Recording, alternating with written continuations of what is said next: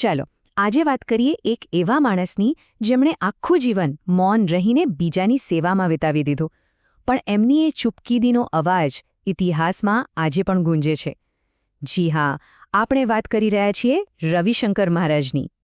પણ સવાલ એ થાય કે કોઈ વ્યક્તિનું મૌન જીવન ઇતિહાસમાં આટલું જોરદાર રીતે કેવી રીતે પડખાઈ શકે?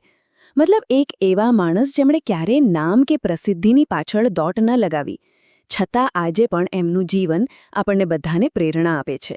ચાલો આ જ વાતને આજે જરા ઊંડાણપૂર્વક સમજીએ. તો સૌથી પહેલા એ જ જાણીએ કે આખરે કોણ હતા આ મૂક સેવક? જો મૂક સેવક, આ શબ્દને જરા સમજીએ. મૂક એટલે કે મૌન અને સેવક એટલે સેવા કરનાર. આ કોઈ સરકારી પદવી નહોતી હો, આ તો લોકોએ એમને પ્રેમ અને આદરથી આપેલું નામ હતું. એક એવો બિરુદ જે એવા માણસને મળ્યું જેમણે કોઈ પણ જાતની ઓળખ કે બદલાની આશા વગર બસ સમાજની સેવા કરી. પણ ખબર છે, લોકો માટે તો એ ફક્ત મૂક સેવક નહોતા. ગુજરાતના ગામે-ગામમાં લોકો એમને બહુ જ પ્રેમથી દાદા કહીને બોલાવતા. બસ જાણે ઘરના જ કોઈ વડીલ હોય. આ દાદા શબ્દમાં કેટલો બધો પ્રેમ અને આદર છુપાયેલો છે, નહીં? તો સવાલ એ થાય કે એમની આ સેવાયાત્રા શરૂ ક્યાંથી થઈ? એમનામાં આ સંકલ્પ ક્યાંથી આવ્યો? ચાલો એ જાણીએ. એમનો જન્મ થયો હતો 1884માં ખેડા જિલ્લાના રઢુ ગામમાં. પણ એમના જીવનમાં જે સૌથી મોટો જેને કહેવાય કે ટર્નિંગ પોઈન્ટ આવ્યો એ હતો યુવાનીમાં, અને એ વળાંક હતો મહાત્મા ગાંધી સાથેની મુલાકાત. બસ એ મુલાકાત પછી એમણે નક્કી કરી લીધું કે હવે આખું જીવન લોકોની સેવા અને દેશની સેવામાં જ વિતાવવું છે. અને એમનું જીવન છે ને, એ ખાલી વાતો કે વિચારોનું નહોતું, એ તો કર્મયોગી હતા. ચાલો જોઈએ કે એમણે કયા કયા ક્ષેત્રોમાં કામ કર્યું. તમે જુઓ, એમની હિંમત ખરેખર ગજબની હતી. ક્યાંક કુદરતી આફત આવી હોય, જેમ કે પૂર, તો એ ત્યાં પહોંચી જાય. કોઈ જીવલેણ રોગચાળો ફેલાયો હોય તો એ ત્યાં સેવા કરવા હાજર.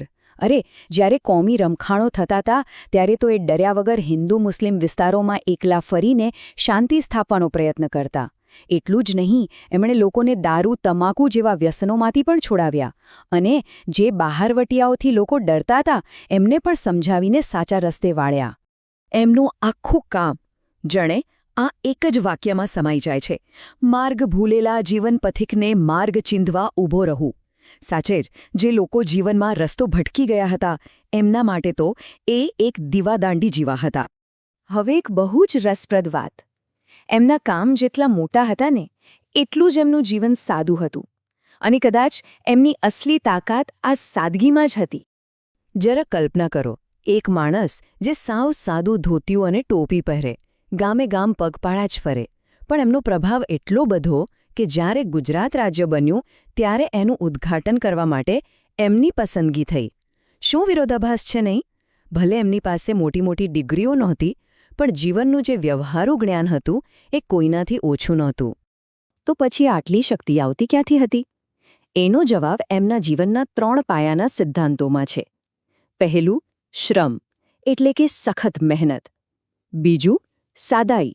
અને ત્રીજું, સંયમ એટલે કે પોતાની જાત પર કાબૂ.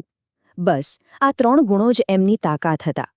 અને એમનો જીવન મંત્ર તો એવો હતો ને કે એમાં આખી જિંદગીનો સાર આવી જાય.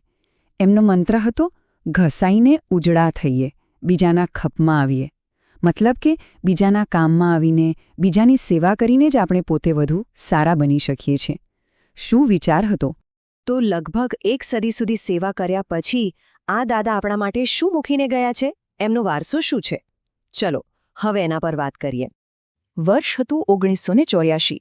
લગભગ 100 વર્ષનું એક લાંબુ અને સાર્થક જીવન જીવીને આ મૂક સેવકે દુનિયામાંથી વિદાય લીધી. વિચારો, આખી 1 સદી એમણે લોકોની સેવામાં જ ગાળી. અને એમના જીવનનો આખો નિચોડ એમની એ નાનકડી પ્રાર્થનામાં છે: સર્વત્ર શાંતિ વિસ્તરો.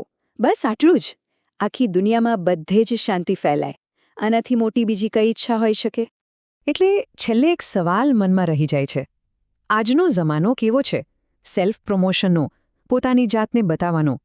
આવા સમયમાં રવિશંકર મહારાજ જેવું મૌન સેવાનું જીવન આપણને શું શીખવી શકે?